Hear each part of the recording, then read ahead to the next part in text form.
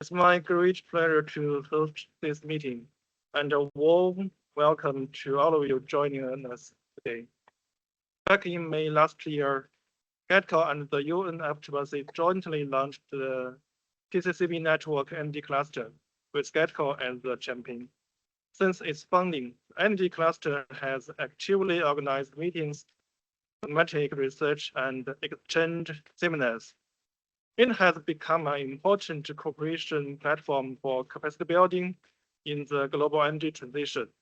Today, we hold this meeting with the purpose to have in-depth discussions on global energy transition, capacity building, review the energy cluster's 2025 work achievements, rely on 2026 work plan, for efforts from all parties and deepen practical cooperation. This meeting is co-organized by GETCO, the UNFCCC, and the PCCB. We are honored to have participants from all co-organizers, UNITA, UNU, REN21, CESA, and other partners, as well as representatives from all the members of the Energy Cluster. Today's meeting has two main parts, opening remarks and discussions. Now let's get started with the opening remarks. First, let's welcome Dr. Chen Zhiqiang, Executive Secretary for Corporation of GETCO, to deliver a speech. Welcome. Distinguished guests, ladies and gentlemen, greetings. It's a good pleasure to join you online for the Global Energy Transition Capacity Building Workshop and the PCCB Network Energy Cluster meeting.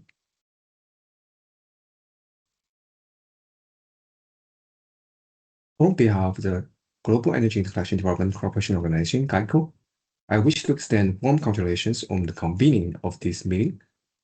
Sincere welcome to all distinguished guests and colleagues present, and heartfelt thanks to all partners who have long supported the cause of global energy interconnection and the work of GETCO.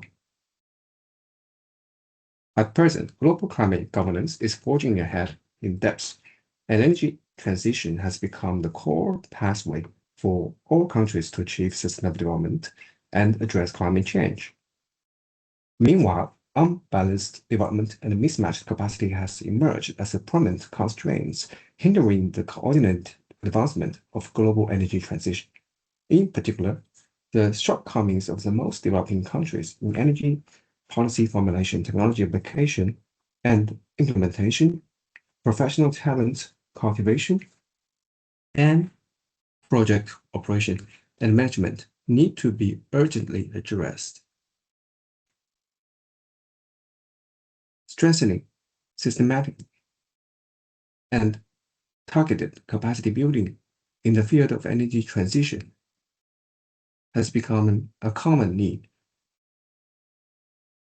and concerted action of the international community, and a fundamental strategic measure to implement the Paris Agreement and advance global climate governance. As an international organization committed to promoting the development of global energy interconnection and facilitating the world energy transition, GETCO has always taken capacity building as its core mission and strategic priority. We have established stable training cooperation with more than 20 international institutions and jointly launched over 40 training programs convening energy planning, clean energy technology investment, and financing management, power grid construction, and other key areas. More than 10,000 participants from over 100 countries have been benefited from these programs, enabling the global dissemination and sharing of knowledge and experience on energy transition, which has been widely recognized by the international communities. To further promote global synergy for capacity building and precisely meet international demands in energy transition, GETCO and the UNFCCC Secretariat co-launched and established the PCCB Network Energy Cluster in May 2025. Since its inception, the Network Energy Cluster has brought together governments, international organizations, research institutions, and enterprise and other stakeholders building a cross-regional and cross-sectional cooperation platform for energy transition capacity building. This meeting not only systematically reviews the network energy cluster's work in 2025, but also charts the course for 2026, which will surely lift the development of the network energy cluster to a new level. The deepening of the capacity building requires both a solid platform and systematic advancement. GEICO is now pressing ahead with the development of the GEI Academy, building a comprehensive business system integrating training programs, knowledge centers, workshops, and exchanges, systematic events, and special mechanisms. We're setting up the training basis and teaching sites worldwide, developing a digital and intelligent online learning platform to provide high-quality public goods for global energy transition capacity building. The academy will be developed into a center for energy transition capacity training, knowledge sharing, and capacity building partnerships, forging a complementary, coordinated, and synergetic pattern with the PCCB Network Energy Cluster, and jointly injecting stronger new implementers into global energy transition capacity building. Ladies and gentlemen, global energy transition is a cinematic project, and the capacity building remains a long and arduous journey that requires concerted and sustained efforts from the international community. Taking these opportunities, I would like to put forward 4 proposals for the next development of the PCCB Network Energy Cluster. First, continue to consolidate the cooperation platform. We will further improve the working mechanisms and operation model of the PCCB Network Energy Cluster, welcome more international institutions, industry organizations, research institutes, and universities to join, enhance its global influence and coverage, and make the network energy cluster a key cooperation hub for any global energy transition capacity building. Second, focus on core needs, centering on key links in energy transition such as policy alignment, technology application, and project implementation. And in light of the actual needs of developing countries, we will carry out targeted capacity building activities and develop more high-quality training programs, special seminars, and knowledge-sharing products. Third, strengthen results integration and sharing. Taking the PCCB Network Energy Cluster as a bridge, we will strengthen connections and coordination with various global capacity building platforms. At the same time, we will leverage the platform advantages of the GEI Academy to achieve results integration and business coordination between the Network Energy Cluster and the Academy, and build an all-around and multi-level ecosystem for energy transition capacity building.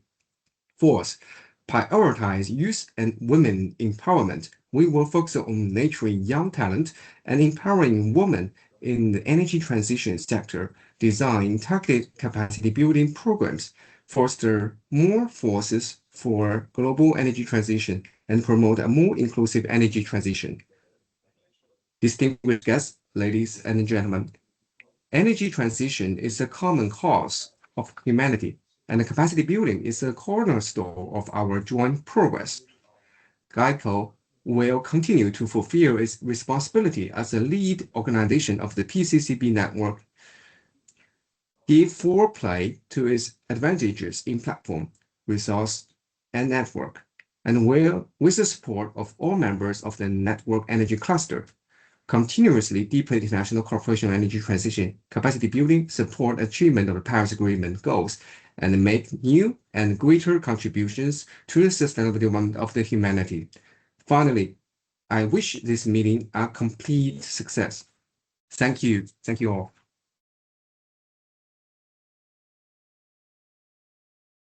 Thank you, Dr. Chen.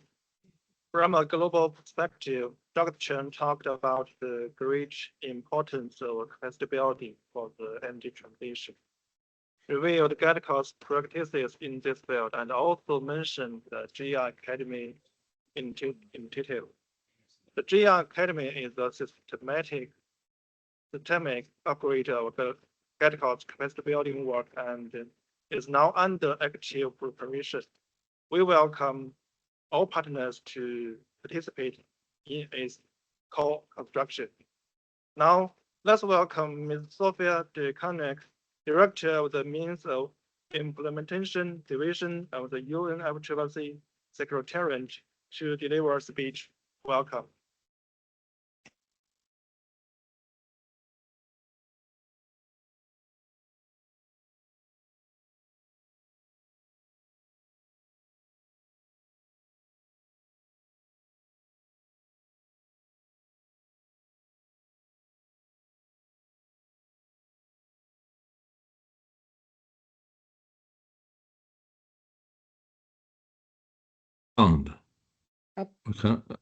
Apologies, but I'm not able to hear the director, Sophie de Koning, if it's my side or. No, there was a problem with the sound. We will begin again. Thank you. Thank you very much, Alejandro. Good morning, good afternoon, distinguished participants and colleagues. Welcome to this convening of the PCCB Network Energy Cluster. My name is Sophie de Koning, Director of the Means of Implementation Division. It is a great pleasure to join you here today. On behalf of the Secretariat, I would like to warmly welcome all participants and express our sincere appreciation to GuideCo for its strong leadership as a champion of the energy cluster. I would also like to take this opportunity, albeit slightly belated, to wish GuideCo colleagues a very happy Chinese Lunar New Year. My thanks also go to the PCCB co-chairs and to all PCCB network members for your continued support, attention, and active engagement in both the PCCB network and this energy cluster. It is very encouraging to see the strong interest demonstrated by all of you in your capacity in the field of capacity building for the energy transition. I hope today's convening will serve as a valuable opportunity to build greater consensus and to explore new avenues for collaboration. The energy cluster was formally established under the PCCB network in May 2025 to strengthen systematic and targeted capacity building for the energy transition. Its aim is to advance capacity building in energy-related areas through policy dialogue, knowledge exchange, and practical cooperation. As the champion of the PCCB energy cluster, GuideCo has played an active and constructive role in supporting both the establishment and the operationalization of the cluster. The cluster also recognizes the importance of integrating social, economic, and equity considerations in energy transitions. And in this context, it also aims to promote best practices, peer learning, training, and international cooperation. At COP30 in Belém, the Secretariat and GuideCo co-organized a workshop on capacity building for the energy transition. During that workshop, we jointly launched the Global Energy Transition Capacity Building Gap Analysis Project. This initiative will help us better understand where needs are most pressing and how we can work together to address those gaps. We have jointly developed the 2026 Energy Cluster Work Plan. In the coming year, we will deliver a range of concrete capacity building activities, including training programs, workshops, dialogues, meetings, and research. More details on this year's work plan will be shared later in today's meeting.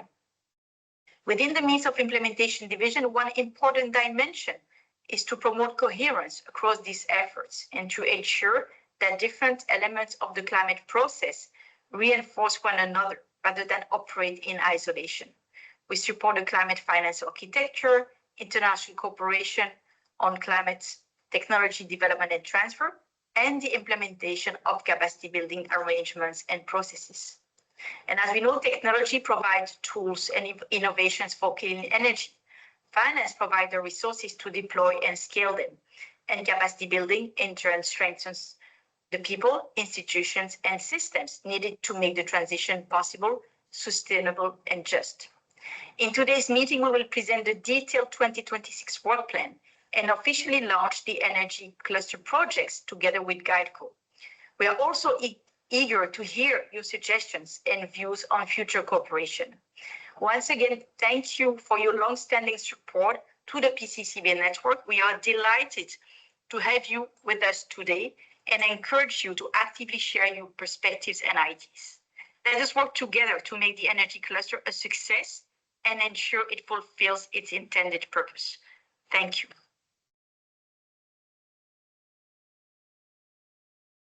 Thank you, Sophia. The UNFCCC Secretariat is important partner of GATCO. Sophia's sharing has given us a clear understanding of the priority direction for capacity building under the UNFCCC framework. We are also full of expectations for deeper cooperation between us in the future. Now, let's welcome Her Royal Highness Princess Dijma, co-chair of the PCCB, to deliver a speech. Welcome. Thank you very much, dear colleagues and Secretary General of the GAICO and Director Sophie de Koning, all the colleagues in the room. Thank you so much for your leadership and for the commitment. And I really echo what Secretary General has laid out during his speech. This is really the core what the PCCB, the Paris Committee on Capacity Building, it is for. Our role is to identify the gaps and the needs and the way to address them, which is very critical and important. And to that hand, we really welcome the energy cluster and the leadership. Most of you know me as a Princess Abse, it's the co-chair of the PCCB. I'm also happy to share with you that we launched the Muchira Burkindi Coalition on Capacity Building Initiative, where we were extremely happy to have GAICO joining the launch, and we look forward to continue and we welcome the offer by GAICO to join hands and implementing on the field to change life of the people. The PCCB network is extremely vital, as you just said, to implement. That is the human part of as the PCCB is a policy body, we need to have the execution part. And that's where the PCCB network comes in with all the knowledge, all the capabilities and expertise and the willingness of the people on the field with the technology to make sure that we are really addressing the point that will change economies, green growth economies regarding the cross-cutting element of energy. Energy transition, it is important. We are talking about greening our economies, greening up supply chains. We only can do it if we have energy available and affordable at all stage, as you said rightly, at the multi-level. This is critical for us. And the multi-stakeholders organization, it is important. Bringing also new players, it is important to make sure that we are capturing the knowledge all the way down to the last mile, to the villages, making sure that our boys and girls can study, that universities, their knowledge locally also are embedded into the international agenda. And we're grateful on your narrative that you're making sure that you're bringing on board that inclusiveness that characterize the putting in place the academy. Congratulations once again, and you can count on the PCCB members to support you. As a co-chair, you have my support, and also that's give me the opportunity also to bring you the warm welcoming to all the PCCB members who couldn't join due to times also a difference. And you have their entire support, commitment wherever we are. Rather, we and our capacities also as members and also in other networks to make sure that we are spreading the good news and making sure that implementation reach the right people at the right moment. The energy cluster is a valuable platform, and we were extremely happy that this really has been anchored and will help also the implementation of the work plan, the flexible work plan that has been adopted in Belém with the PCCB network playing a core role in that implementation with all the colleagues. I won't take that much of the time, as you have a lot of colleagues with expertise and to share with all of us. Once again, GAICO and the Secretariat and all the partners would like to thank you very much for your commitment. And you can count on the Muchira Burkindi Coalition. This is also meant to catalyze a fund. So far, that's what we have catalyzed, $1 billion to implement in project. We have reached our 45 country, and we look forward to follow up with you and to implement together on the field. So with that, taking much of your time, once again, congratulations to China. And we look forward to continuing our fruitful collaboration, and we encourage you to bring ideas during this workshop. It's a unique opportunity, window of opportunity for collaboration and to discuss the further collaboration. So over to you. And once again, thank you so much. And I look forward to continuing our work together for a transformative economy and life. Thank you very much. Over to you. Thank you, Your Royal Highness, and also thanks for your long approach to the energy cluster. We look forward to the energy cluster playing an even bigger role in global energy transition capacity building with your guidance and supporting the field. Now, let's welcome Professor Li Zheng, Secretary General of GAUC and Dean of the Institute of Climate Change and Sustainable Development at Tsinghua University, to deliver a speech. Welcome. Distinguished guests, distinguished colleagues, ladies and gentlemen, it's a pleasure for me to join this important gathering on global energy transition capacity building.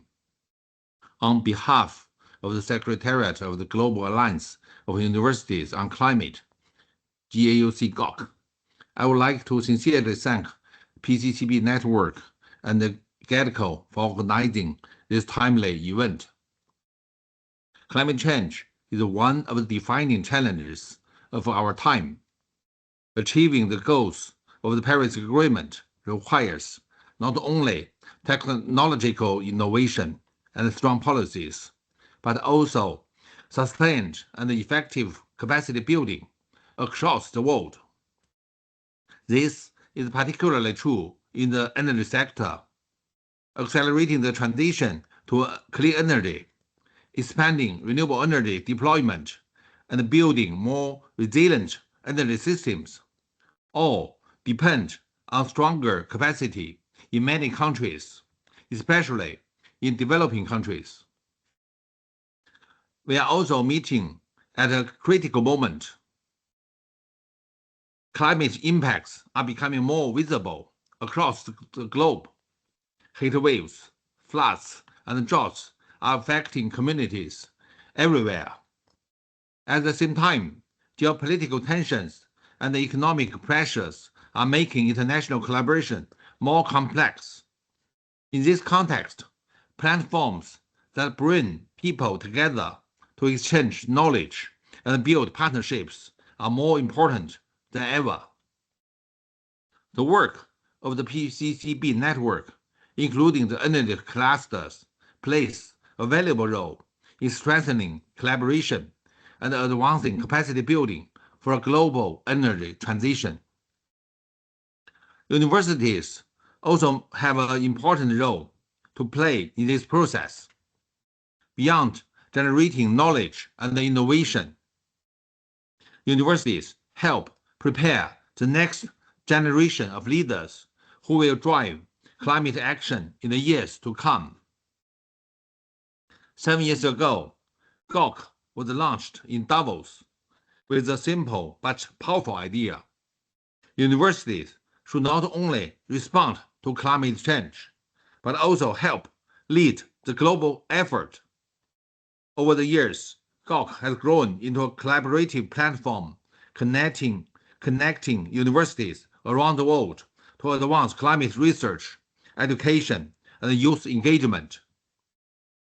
One of the GOC's key priorities is empowering young people Since 2022, GOC has launched its annual Climate X campaign, which includes initiatives such as the Leadership Training Program, Global Youth Climate Week, the Global Youth Summit on Net Zero Future, and youth delegations participating in the United Nations Climate Change conferences.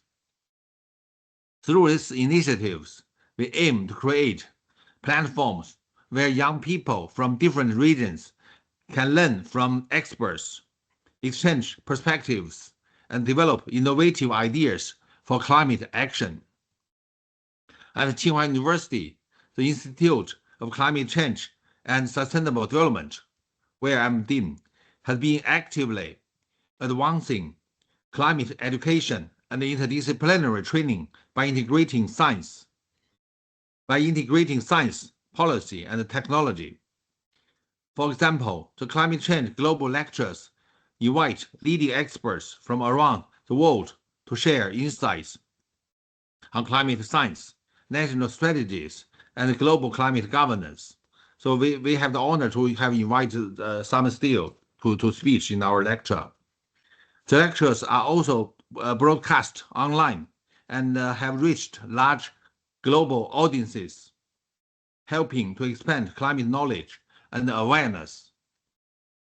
Energy transition is naturally a central focus of these efforts, from renewable energy development to digitalized power systems and international energy cooperation. Strengthening capacity in the energy sector will be fundamental to achieving the goals of the Paris Agreement. In this context, we greatly appreciate the leadership and the collaborative efforts behind the PCCB Network Energy Cluster. We are looking forward to engaging more closely with this platform and contributing to future dialogues, training activities, and collaborative initiatives. By working together across institutions and regions, we can strengthen global capacity to accelerate the energy transition and advance climate solutions. I wish this workshop every success. Thank you so much. Thank you, Professor Lee. Universities are very important basis for knowledge, innovation, and talent training. We hope that more and more universities can join us and provide intellectual support for any transition capacity building. Now, let's welcome Mr. Cletus Nyajowi, CEO of the Zimbabwe Electricity Supply Authority, to deliver a speech. Welcome. Thank you, Director of Ceremonies. My name is Engineer Gifton Ndlovu. I'm standing in for Engineer Cletus Nyajowi, who sent me to come and deliver his speech. Director of Ceremonies, Mr. Peng Weng, Dr. Zhiqiang Cheng, and colleagues from GATECO, Ms. Sophie Deconix and colleagues from the UNFCCC Secretariat, Royal Highness Princess Dikima, co-chair of the PCCB, Dr. Li Zheng and colleagues from Global Alliance for Universities on Climate, fellow members of the PCCB Network Energy Cluster, distinguished participants, ladies and gentlemen, good morning. And I know because of time difference, others could be a good afternoon. It is such an honor to join you at this Global Energy Transition Capacity Building Workshop and the convening of the PCCB Network Energy Cluster. Let me thank GATECO, the UNFCCC Secretariat, and the PCCB for convening this timely dialogue. The establishment of Energy Cluster reflects a shared recognition that capacity building is not a support activity on the margins of energy transition.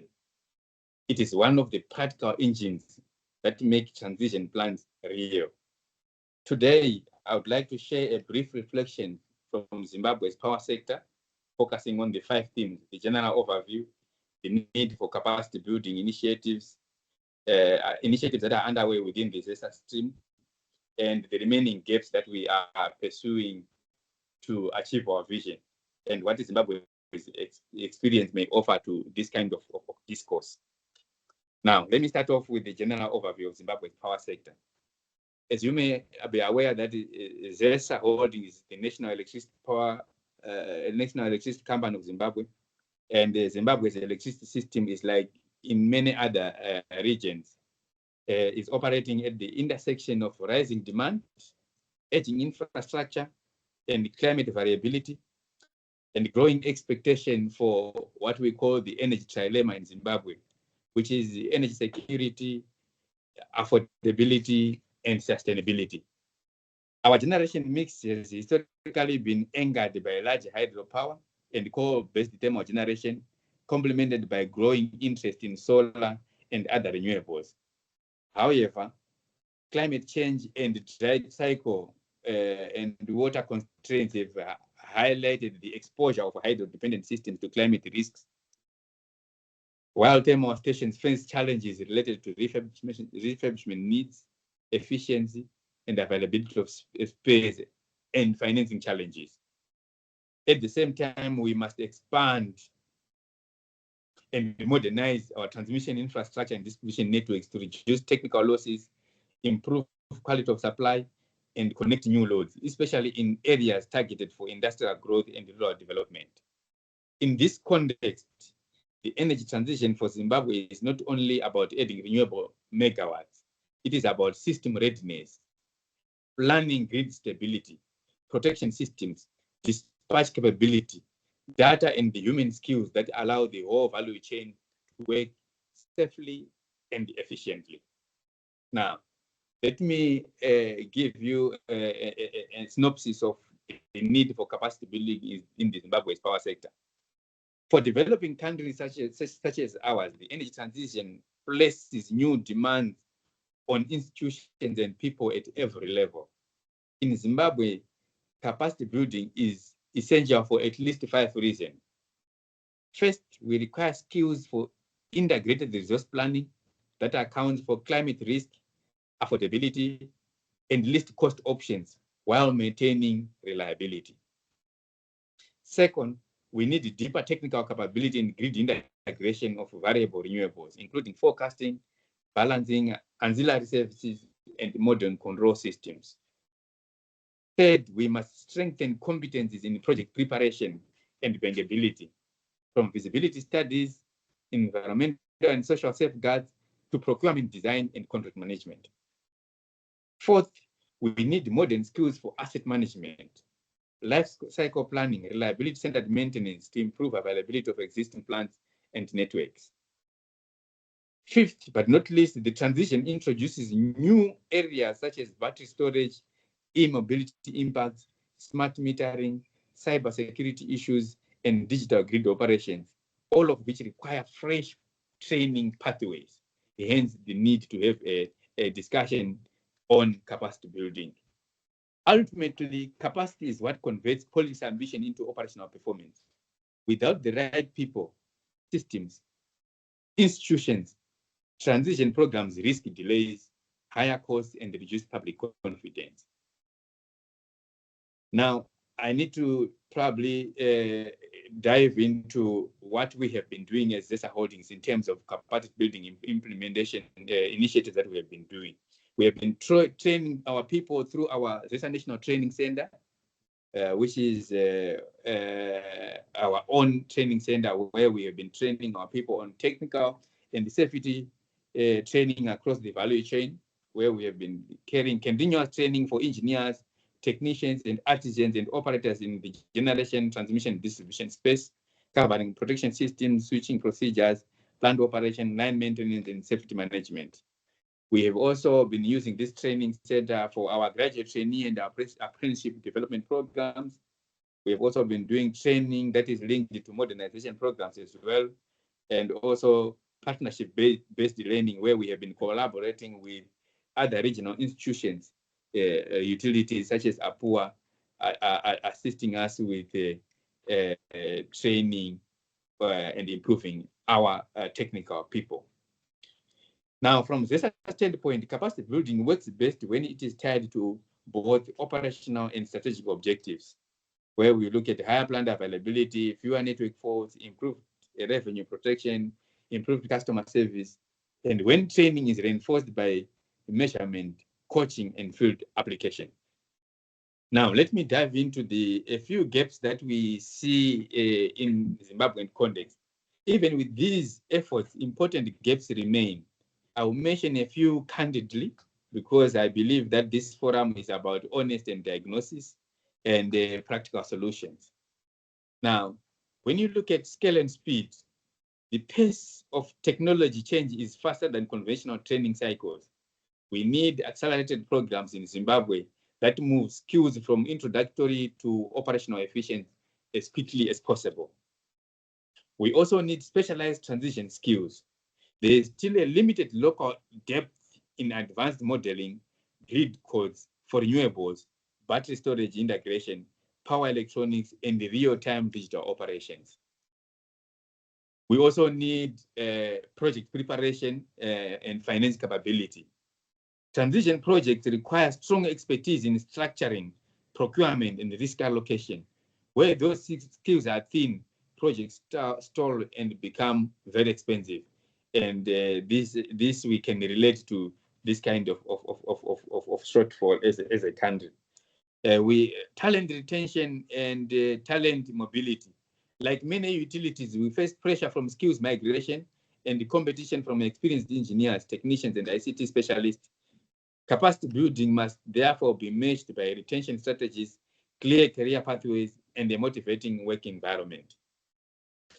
Training infrastructure and tools. Modern power system training increasingly needs simulators, digital twins, laboratories for protection and automation, and cyberware operational training environments.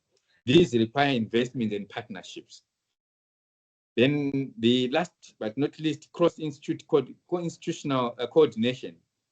Skills and institutional capacity must span regulators, system operators, utilities, training institutions, and the policy agencies. Fragmented in these areas can slow progress even when some individual organizations are improving. These gaps are not only in Zimbabwe alone, they are common across many developing countries. And this is precisely why PCCB Network Energy Cluster is valuable. It can help pool knowledge, reduce duplication, and connect countries to practical, replicable training approaches. Now, we believe that the Zimbabwe experience we have from the Zimbabwean experience, we have got some lessons and a message that we can share with our partners. Zimbabwe's experience offers one broad lesson. It is that energy transition in developing context must be pursued as a reliability and development agenda, as much as a climate agenda. Citizens and industries judge the transition by whether the lights stay on, whether tariffs remain affordable, and whether new investment and jobs are supported by dependable power. We have learned that progress comes from pairing infrastructure investments with three soft pillars, which is people, processes, and partnerships. When those pillars are missing, hardware alone does not deliver results. Where they are strong, even constrained systems can make meaningful gains. Zimbabwe is ready to share practical experiences, what has worked, what has been difficult, and where we would benefit from shared tools, curricula, exchange programs, and institutional partnerships. We welcome collaboration that supports country-owned priorities, strengthens long-term capability, and helps build pipelines of professionals who can manage both today's systems and tomorrow's technologies. Let me conclude by appreciating the PCCB Network Energy Cluster for creating a focused home for energy transition capacity building. ZESA looks forward to contributing actively to 2026 work plan discussions, especially in areas of utility, capacity development, grid integration skills, and implementation-focused cooperation.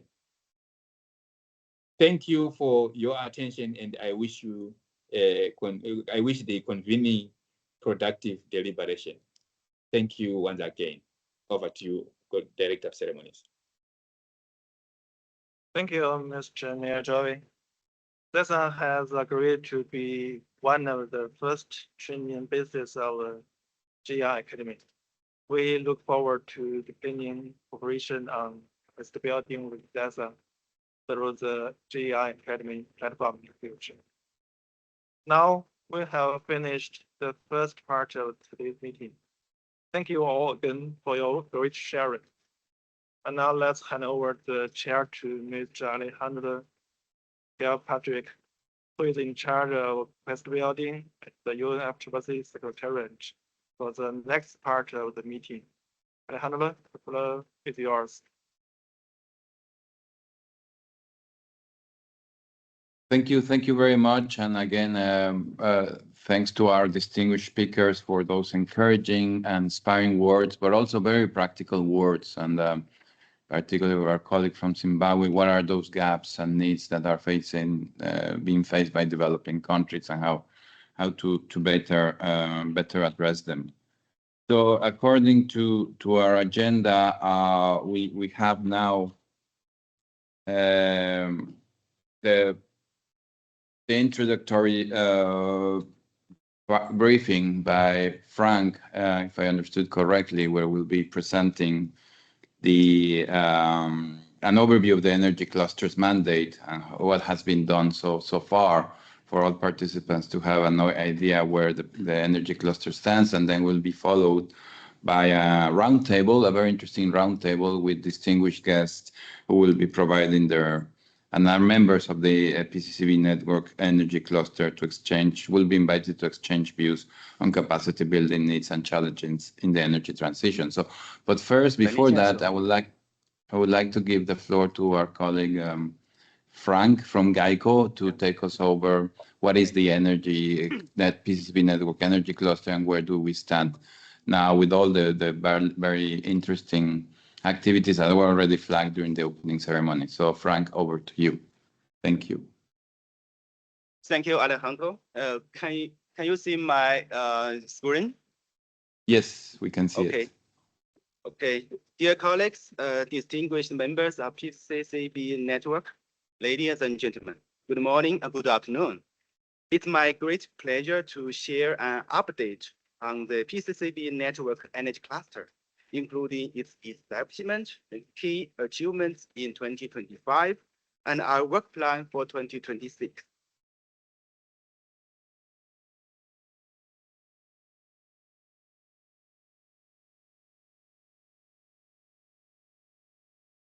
Okay.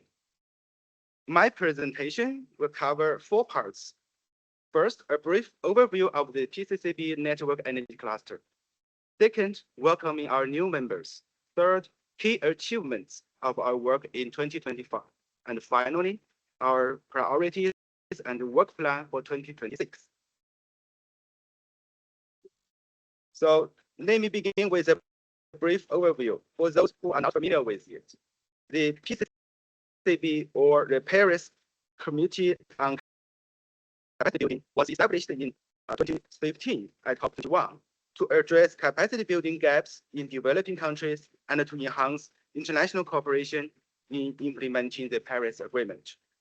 The PCCB focuses on 3 core functions: identifying capacity gaps, coordinating international support, and monitoring progress in global capacity building efforts.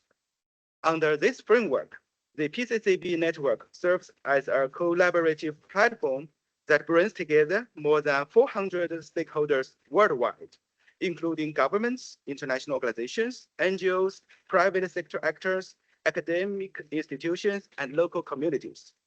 To further strengthen the capacity building efforts in the energy sector, the PCCB Network Energy Cluster was officially established in May 2025 last year, jointly initiated by GEDCO and the UNFCCC Secretariat. The Energy Cluster functions as a specialized working group under the PCCB network, focusing specifically on energy transition capacity building. As the champion of the Energy Cluster, GEDCO works works closely with partners and members to coordinate activities, promote collaboration, and advance knowledge sharing in this field. Our work mainly focuses on 4 areas: identifying global and regional capacity building gaps in the energy sector, strengthening international cooperation, advancing thematic research and knowledge exchange, and facilitating technological dialogue on key topics such as clean energy development and smart grids. With that, we come to part 2 of my presentation, welcoming new members. So the growth of energy cluster depends on the active engagement of our members. In the past year, actually since last May, we are pleased to welcome several distinguished new members to join the cluster. 5 new members include Sustainable Development Solutions Network, SDSN. SDSN is a New York-based NGO with mandate to mobilize a global knowledge network to advance the SDGs and the Paris Agreement. And today, we are honored to have SDSN represented by Ms. Shannon Kruger. And the next is REN21, the Renewable Energy Policy Network for the 21st Century. It's a global network driving the transition to a renewable energy economy, represented today by Ms. Rana, the Secretary General of REN21, and Ms. Rana will join the panel discussion later. And the next is CREA, the Chinese Renewable Energy Industries Association. This association is to promote technological progress and the commercial development of renewable energy in China. Today, the CREA is represented by Ms. Wang Weiquan, the Deputy Secretary General of the association, and Ms. Lu Lisa, the Director of the International Department of the association. And next is the Shanghai University of Electric Power. The School of Continuing and International Education, Shanghai University of Electric Power. This school is to cultivate international talents for the energy and power industry through international education programs, represented today by Ms. Jiang Yijun. As in, the last but not least is LONGi Green Energy Technology. And I don't think I need to introduce more because it's a leading solar company in the world, providing green power plus green hydrogen solutions for global zero carbon development. LONGi is represented today by Ms. Song Muyi and Ms. Yang Xueqing. So these new organizations represent this, including our old members and new members. They are representing a wide range of expertise, from research and policy analysis to industrial innovation and talent development. So their participation significantly strengthens the global knowledge network of the energy cluster and enhances our collective capacity to advance the energy transition. We sincerely welcome all new members and look forward to working closely with you in the years ahead. Part 3, a brief overview of the key achievements in 2025. Over the past year, we have made significant progress in capacity building dialogue, international cooperation, and knowledge development. With a few highlights. So first, we organized a thematic event during SB62 in Bonn, focusing on capacity building for energy transition and climate action. And second, during the Global Energy Interconnection Conference, or GEI conference in Beijing last September, we co-hosted a side event on global energy interconnection for the implementation of the Paris Agreement. Third, during the COP30 in Berlin, Brazil, the energy cluster actively contributed to the capacity building hub, particularly during the Energy Day activities. 5 side events were organized under the Energy Day theme, bring together experts and practitioners to discuss how capacity building can support the global energy transition. GADCO also co-hosted a dedicated study event on strengthening capacity building for energy transition, which attracted more than 100 participants. And another important milestone was the launch of the research project titled Global Assessment of Capacity Building Gaps and Needs for Energy Transition. This research aims to systematically assess the capacity building gaps and challenges faced by countries, particularly Global South. Currently, we are conducting global surveys and expert consultations, and the report is under development. Finally, the energy cluster also explored new formats for knowledge sharing and outreach. For example, we recorded and released a podcast episode on energy transition capacity building, jointly joined by GADCO expert Mr. Wang Peng, Deputy Director General of Operations Bureau GADCO, and the expert from United Nations universities, UNU. The podcast discussed the role of capacity building in global climate action and highlighted the concrete work of the PCCB Network Energy Cluster. So through these activities, the Energy Cluster has gradually developed into a dynamic platform for dialogue, research, and cooperation on energy transition capacity building. So with that, we come to part 4, which is the most important part of my presentation, the work plan for 2026. This work plan has been jointly prepared by UNFCCC Secretariat and GADCO. During the last few months, since the end of last year and the beginning of this year, we have held several rounds of internal discussions. And the work plan for 2026 will focus on 4 strategic lines of work, which include research on capacity building gaps, delivery of concrete capacity building activities, networking and stakeholder engagement, and communication and knowledge sharing. So please allow me to briefly introduce each of these areas, and especially how our members can engage and support and contribute to these activities. First is research on capacity building gaps and needs. So this is one of our most important tasks in 2026. We will complete this research project on the global assessment of capacity building gaps and needs for energy transition. This research will identify key challenges, as I introduced earlier, faced by countries in implementing the energy transition and promote evidence-based recommendations for capacity building programs. The timeline, as you can see in the screen, we have a very tight timeline. So in April, on the 10th April, the preliminary research findings will be presented at the 2026 Vienna International Energy and Climate Forum. And at SB 64 in June in Bonn, the interim research findings will be shared. And the final report will be released at COP 30 of 31 in Turkey. So for this research project, we warmly welcome all members of the Energy Cluster to participate in this research by contributing survey responses, providing expert insights, and joining consultation workshops. Here on the big screen, you can see we have prepared the global survey questionnaire in 3 languages, in English, Spanish, and French.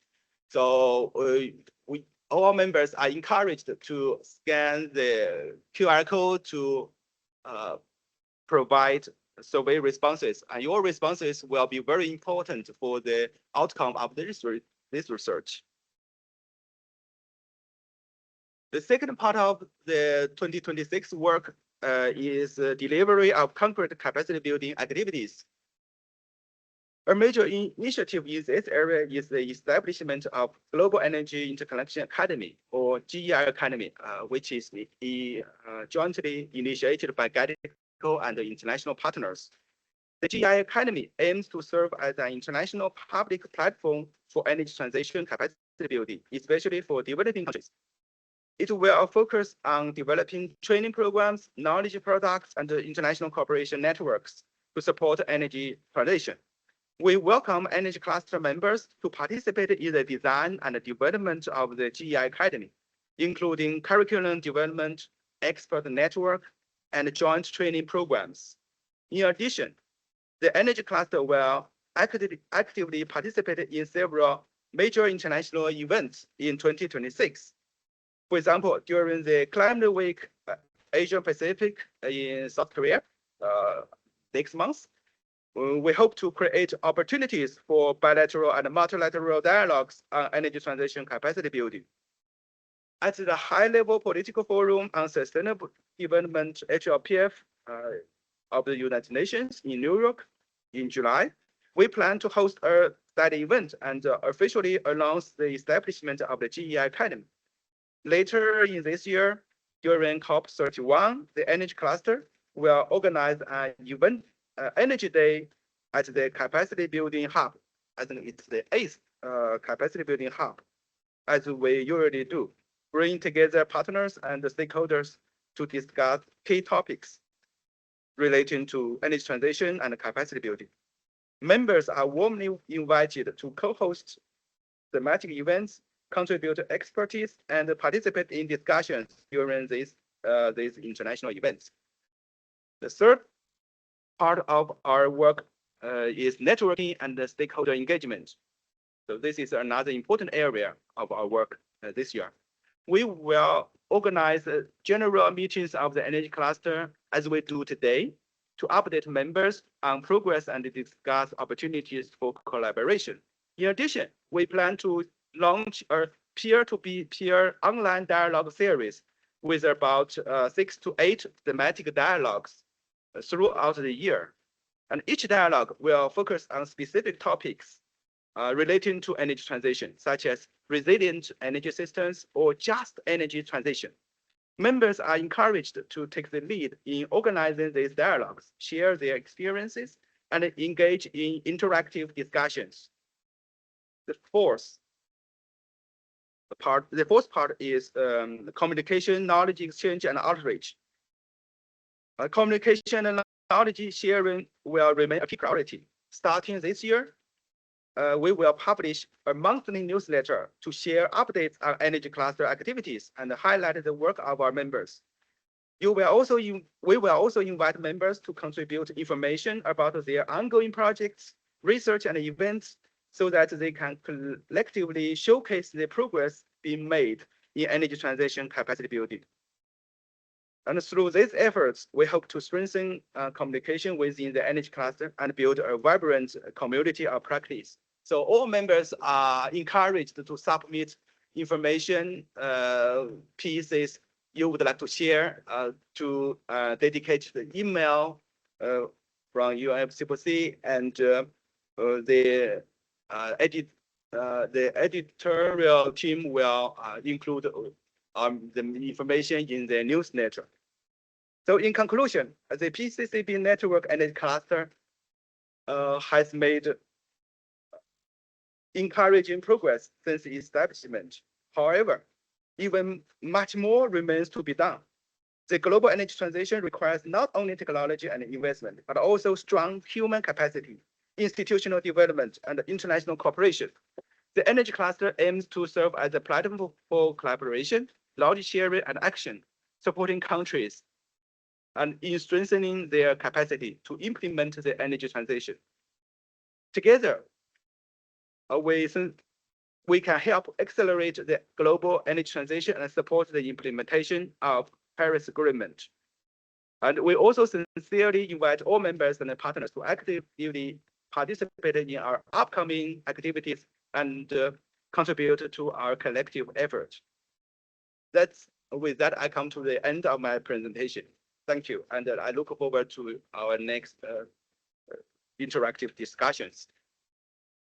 Thank you.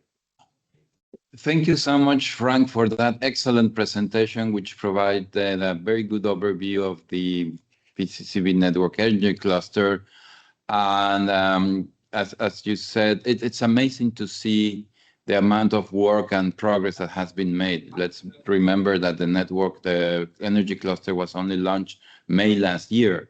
So we're not even 1 year old, and already it's delivering a lot of very positive results, and the outlook is very promising for 2026. So from the UNFC Secretariat, we're also very pleased of the working relationship with GEICO, and very thankful of the support that you have provided in leading the energy cluster.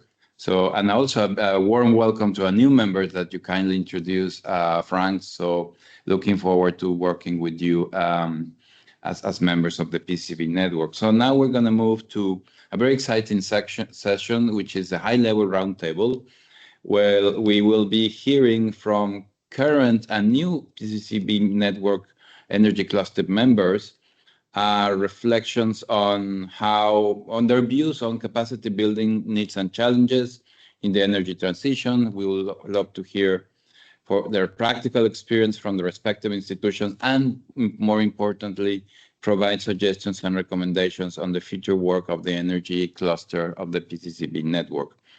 So without further ado, I'm very honored to welcome Mrs. Rana Adib, Executive Secretary, Renewable Energy Policy Network for the 21st Century, REN 21. Welcome, Rana. Mrs. Cristina Moral, Senior Analyst for Climate Policy and International Alliances, Iberdrola Group. Iberdrola is one of the biggest power companies in Spain. Also, we have the pleasure of welcoming Mr. Alberto Sanchez Santillano, Program Associate from the UN University. Ms. Shannon Cobran, one of our new members, Head of Education and Training from the SDG Academy. Welcome. And last but definitely not least, Mrs. Shuxing Yang, ESG Manager, Longi. Welcome. Apologies if I mispronounce your name, but welcome to this discussion. So to begin, I would like to invite each of you to briefly reflect on the following question or reflection. From your institutional perspective and experience, what are the most pressing capacity building needs and challenges in advancing a just and effective energy transition, particularly in developing countries? And maybe I will combine this where maybe your reflection on how a platform like the PCCB Network Energy Cluster could add value to ongoing capacity building efforts. So with that, I would like to first give the floor to Rana, please. Yeah, thank you so much. And also welcome from my side. Thanks for the invitation. Congratulations to PCCB and GEICO for leading on this work.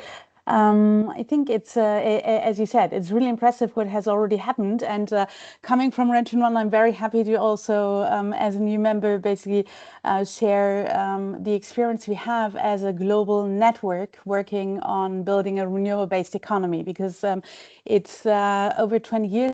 We have really brought together 130 institutional members and a community of 4,000 change makers to really change the norm on renewable energy. And I think what is interesting here is some of the learnings we have really, and I think this is where it is excellent to start with data tracking and really identifying what the gaps are, because evidence is fundamental. It's not only fundamental to inform decision makers, but it's also fundamental to really build a common understanding. And I think when we're speaking about capacity building here, it's very clear that we need clearly technical skills. You see, like on the integrated energy system, whether we're looking at the generation side, whether we're looking at grids, whether we're looking at the grid management and flexibility options, but also on the electrification of all the energy consuming sectors. And I think this is probably one of the aspects I would really like to highlight. A systems approach is really fundamental, and this is one of the learnings that we have from REN 21 side. Building on diversity is a way to identify blind spots and also build basically alliances that are focusing on energy, but are economy and society wide. And I think this is a part which I would also like to underline. It is highly important to have a dedicated energy working group, so to say, and program here. But it's also really important from our learning to recognize the importance energy has for any economic and industrial activities.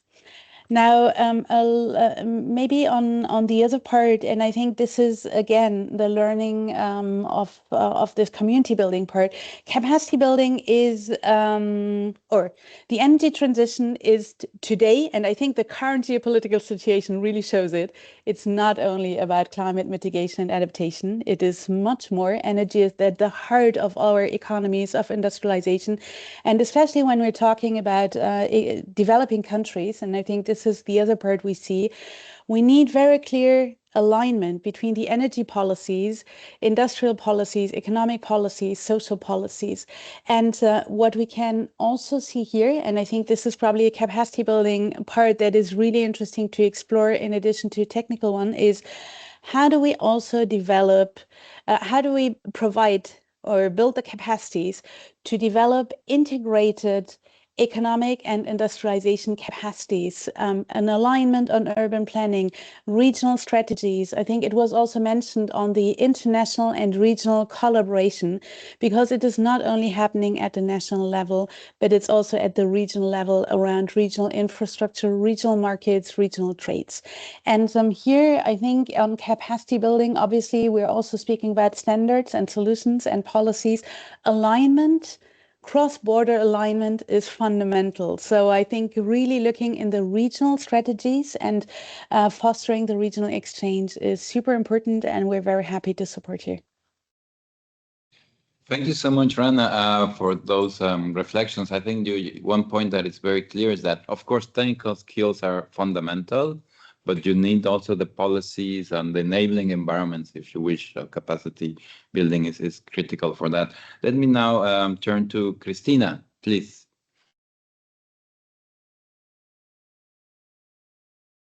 Thank you, Alejandro, and thank you very much, and congratulations for everything that has been done in this less than 1 year, as Alejandro said.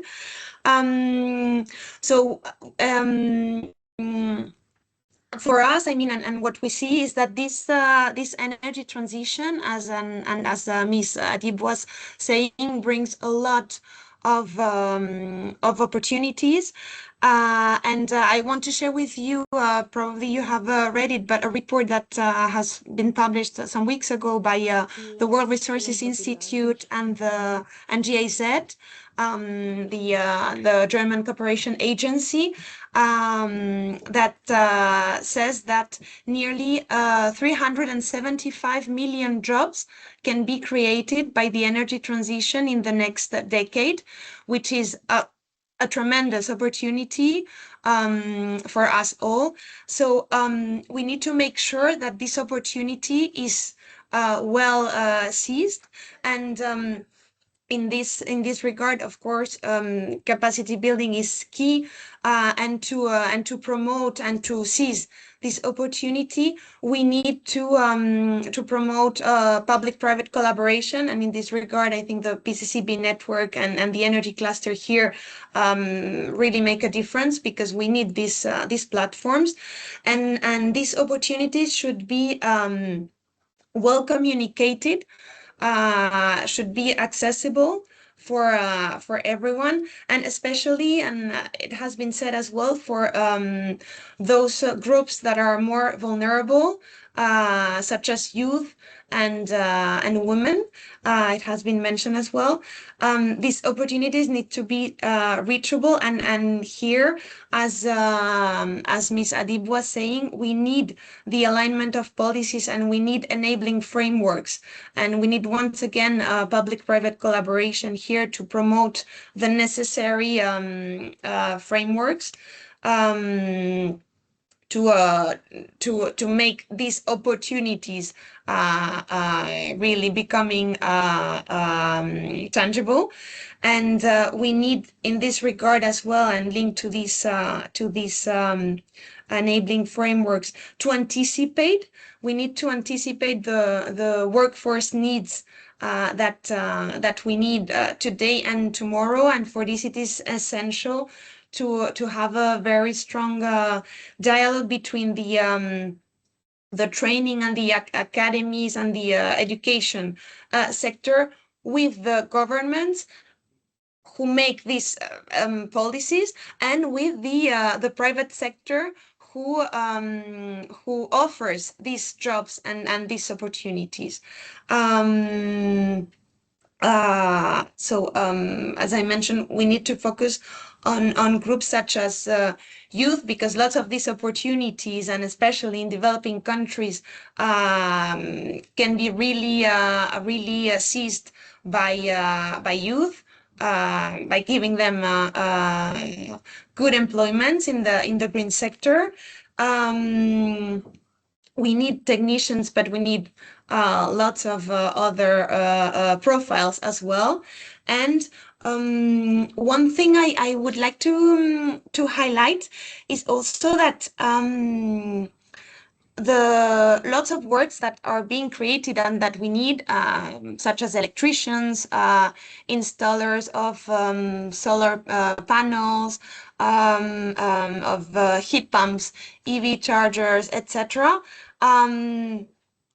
These job opportunities are less touched by the uncertainty that we have nowadays with the evolution from the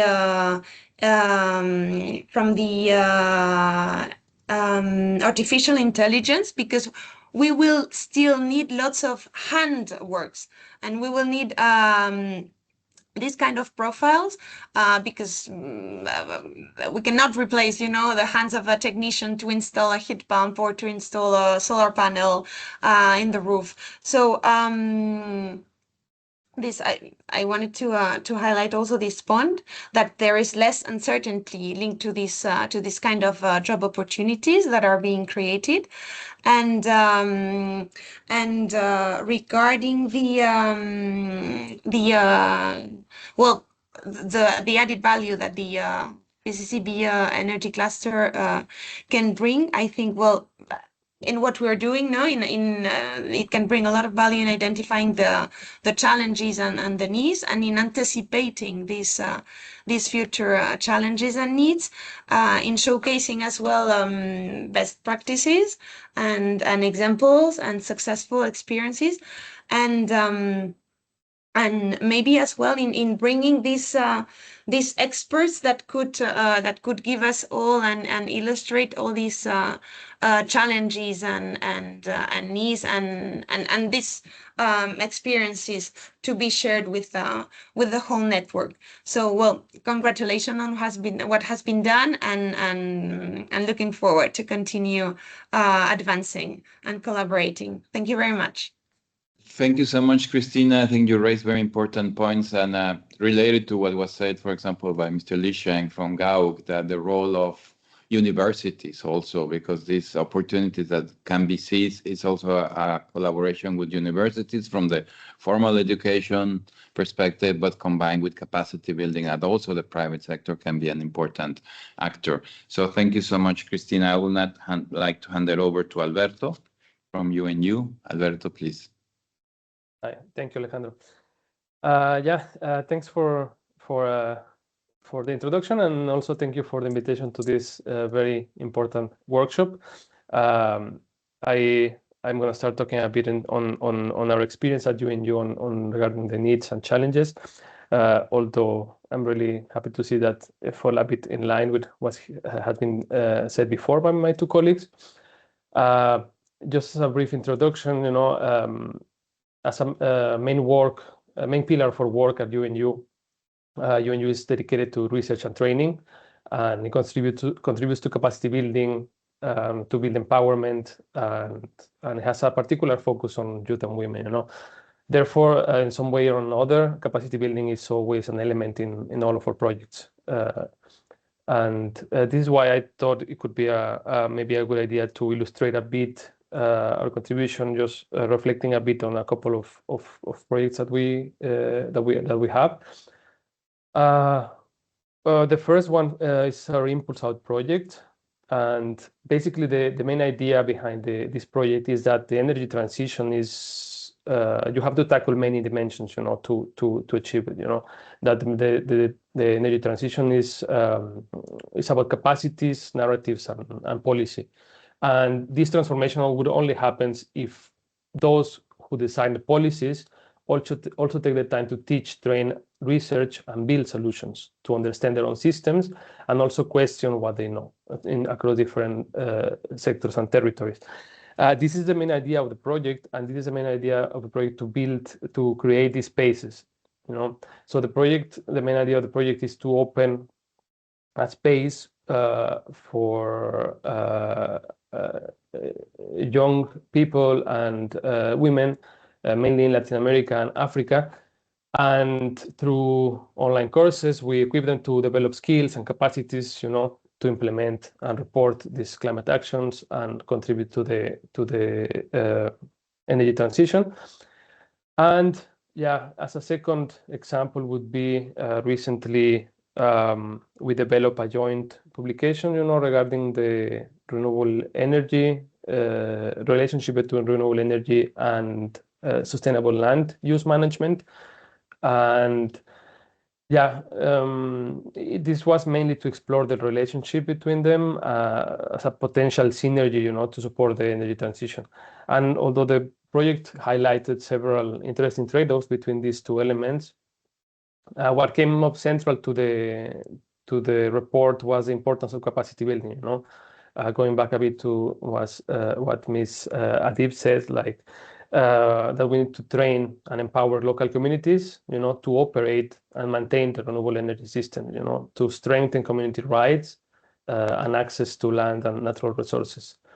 So basically, with those two examples and many others from other projects, you know, what I can come up with as needs at the moment for the capacity building for the energy transition is the main one is technical skills development, especially for communities operating or for users of these systems, as well as institutional and leadership skills, and also access to financial and entrepreneurship.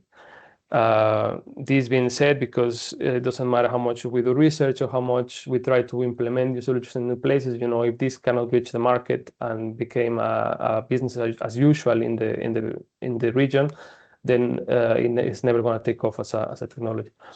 And as a challenge, this is basically related to the same, you know, like the limited expertise locally, you know. We've seen many cases in when we install some kind of renewable energy system and sustainability is a bit reduced due to the lack of knowledge about maintenance, you know, and small technical repairs that wouldn't take much time, you know, if this was planned within the same project. And yeah, the last one, you know, is limited financial resources and access to funding, sorry, as a main challenge. But yeah, this is just as a first impression, reflecting on a couple of our projects and activities. But yeah, I'm really eager to see what the next people contributions. Thank you. Thank you so much, Alberto. I know very well Impulse Out. It's a great project, and I think that what you're doing with the partners is very interesting because you're also building capacities for capacity building. So you have a very interesting component for that, and that has allowed you also to identify those key gaps and challenges. Thank you so much. I will now hand over to Shannon, please, and welcome to the Energy Cluster. Thank you very much. Can you hear me? Great. So thank you to everyone for this invitation and for the opportunity to represent my organization, SDSN, Sustainable Development Solutions Network. And in particular, I am part of our team called the SDG Academy, which focuses on public open educational resources on sustainable development and the UN Sustainable Development Goals. So I'm really happy to be part of this conversation. And I find that I don't have a ton to add because in a lovely way, I'm very, very much in line with what my fellow speakers have already said. A lot of the points I make have already been shared very well. So I will add as much as I can here. So at SDSN, we work primarily at the big, the high level policy. We look at policy pathways, data, for various sustainable development challenges, including some really great work on energy and climate. We work at the global level and the regional level, and some others mentioned the importance of regional collaboration. One of the points I wanted to make that has already been made here is the importance of engaging not just the usual suspects, not just energy professionals, really the importance of engaging everyone, because we are all energy users in some way. We all interact with the energy system. So really taking this systemic approach. I work out of our office in Kuala Lumpur, Malaysia, and I think it was reported recently that this will be the hottest year on record. And they already overuse air conditioning here, and there will be enormous cooling needs as the temperature gets hotter. These are things that are very much in the lived realities of everyday people, and then everyone that everyday people rely on, from industry, policy, at the local level, at the national level, at the international level. We're hearing now about the volatility of energy prices with the conflicts going on around the world. So we do need informed policymakers. We need informed business leaders, and we need better informed energy educators. And so I think the importance of supporting not just the general public, but really supporting our education institutions to embed these types of ideas about renewable energy, about sustainability, into maybe more traditional forms of engineering education or other forms of traditional education is important as well.